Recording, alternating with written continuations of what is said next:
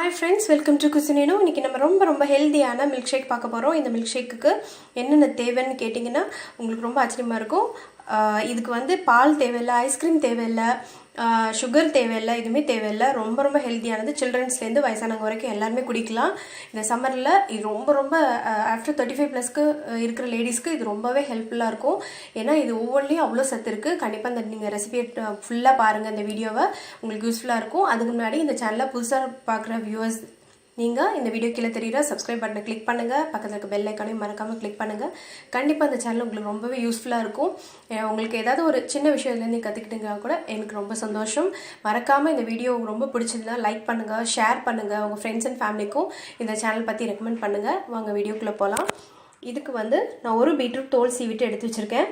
4 பேரிச்சம்பழம் உள்ளே இருக்கிற விதையை எடுத்துகிட்டு வச்சுருக்கேன். இது வந்து நாட்டு சக்கரை, ப்ரௌன் சுகர். இது ரொம்ப ஹெல்த்துக்கு நல்லது. நான் வந்து நார்மல் சுகருக்கு பதிலாக இதுதான் நான் யூஸ் பண்ணுறேன். இது வந்து தேங்காய், அதாவது இந்த அளவுக்கு இந்த சைஸ்க்குள்ள தேங்காயை நான் கட் பண்ணி வச்சுருக்கேன். உங்களுக்கு வேணால் கூட கொஞ்சம் போட்டுக்கலாம்.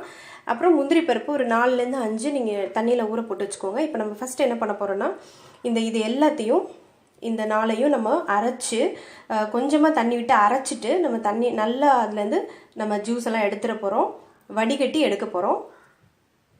இந்த மாதிரி ஜாரில் போட்டுட்டு கொஞ்சமாக தண்ணி விட்டு ஓரளவு நல்லா சுற்றிக்கணும். எல்லாமே இந்த சக்கரை நிறையா இருக்கும் தேங்காயில் இதுலேயும். ஸோ நல்லா சுற்றிட்டு அப்புறமா இன்னும் கொஞ்சம் தண்ணி விட்டு ஒரு அடி அடிச்சுட்டு நம்ம நல்லா வடிகட்டி திக் ஜூஸாக எடுத்துக்கணும். அப்புறம் மிச்சம் இருக்க சக்கரை இன்னும் கொஞ்சம் தண்ணி விட்டு இன்னும் ஒரு தடவை சுற்றிட்டு அதில் இருக்க எல்லா ஜூஸையும் முடிஞ்ச வரைக்கும் வடிகட்டிடுங்க. அதுக்கப்புறம் என்ன பண்ணணும்னு காட்டுறேன். இப்போ பாருங்கள் ஃப்ரெண்ட்ஸ், இதில் நல்லா இந்த மாதிரி ஃபைன் பேஸ்ட்டாக அடிச்சிட்டேன்.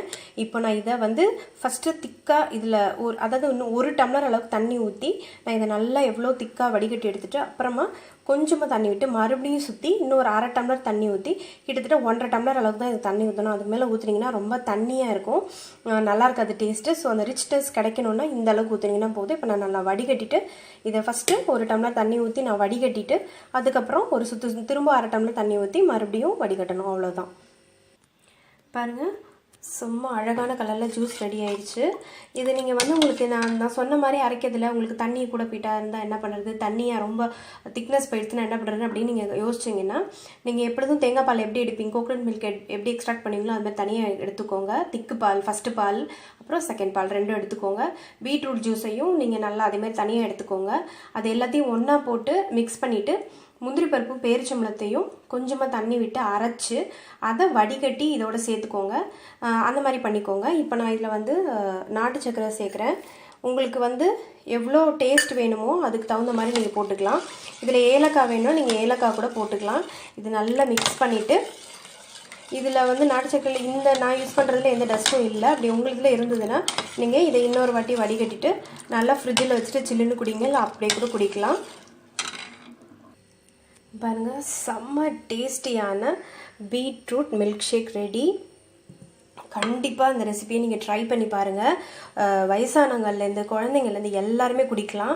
நான் சொன்ன மாதிரி இதில் எந்த மில்க் ப்ராடக்ட்ஸ், ஐஸ்கிரீம் எதுவுமே தேவையில்லை. கோக்னட்டோட அந்த ஃப்ளேவர், பேரிச்சம்பழம், முந்திரி பருப்போட அந்த டேஸ்ட் எல்லாமே அதில் தெரியுது. நாட்டு சர்க்கரைக்குன்னு ஒரு தனி டேஸ்ட் இருக்குது. அதோட டேஸ்ட் எல்லாம் சேர்ந்து செம்ம டேஸ்ட்டாக இருக்குது. அதுவும் இதில் வந்து நீங்கள் உங்ககிட்ட பாதாம் பிசின் இருந்ததுன்னா அதை ஊற வச்சு அதை கூட இதில் சேர்த்துக்கலாம். ரொம்ப நல்லாயிருக்கும். கண்டிப்பாக இது உடம்புக்கு அவ்வளோ நல்லது. அதுவும் வந்து ப்ரெக்னெண்ட்டாக இருக்கவங்க இந்த மாதிரி ஜூஸ் பண்ணி குடிங்க. ஆர்டிஃபிஷியல் ஜூஸ்க்கு பதிலாக இந்த மாதிரி பீட்ரூட் ஜூஸு, பொமோகிரானட் ஜூஸ் இதெல்லாம் நீங்கள் பண்ணி குடிக்கிறீங்க இல்லையா, அந்த மாதிரி இந்த மாதிரி பீட்ரூட் ஜூஸை இப்படி பண்ணி குடிச்சு பாருங்கள். தேங்காய் பாலில் இருக்க சத்து, பீட்ரூட்டோட சத்து, நாட்டு சக்கரையில் இருக்கிறது, முந்திரி பருப்பு, பேரிச்சம்பழம் அவ்வளவும் நம்ம ரொம்ப சத்தான விஷயங்கள் தான் சேர்த்துருக்கோம். ஸோ கண்டிப்பாக இந்த மில்க் ஷேக்கை நீங்கள் ட்ரை பண்ணி பாருங்கள். ட்ரை பண்ணி பார்த்துட்டு நீங்கள் கெஸ்ட் வராங்கன்னா நீங்கள் இதை அப்படியே பண்ணிவிட்டு கொடுங்க. அவங்க குடிச்சு பார்த்துட்டு இது என்ன ஏதுன்னு தான் கண்டிப்பாக கேட்பாங்க. ஏன்னா இதில் நம்ம ஒரு வெஜிடபிள் சேர்த்துருக்கோன்ற ஃபீலிங்கே இருக்காது. ரொம்ப டேஸ்டியான எம்மியான மில்க் ஷேக்காக இருக்கும். அதுவும் நீங்கள் இதில் பாதாம் பிசின் சேர்த்துட்டு ஜில்லுன்னு ஃப்ரிட்ஜில் வச்சு குடிச்சிங்கன்னா ரொம்பவே இன்னும் டாப்பாக இருக்கும். ஸோ கண்டிப்பாக நீங்கள் இந்த ஜூஸை நீங்கள் ட்ரை பண்ணி பாருங்கள். ட்ரை பண்ணி பார்த்துட்டு எனக்கு உங்களோட ஃபீட்பேக் சொல்லுங்கள். இந்த ரெசிபி உங்களுக்கு ஃபுல்லாக பிடிச்சிருந்தது, நீங்கள் ஃபுல் வீடியோ பார்த்தீங்கன்னா பிடிச்சிருந்துன்னா கண்டிப்பாக உங்கள் ஃப்ரெண்ட்ஸ் அண்ட் ஃபேமிலிக்கும் இந்த சேனலை ரெக்கமெண்ட் பண்ணுங்கள், லைக் பண்ணுங்கள், ஷேர் பண்ணுங்கள், கண்டிப்பாக கமெண்ட் பண்ணுங்கள். தேங்க்யூ ஃபார் வாட்சிங் த வீடியோ.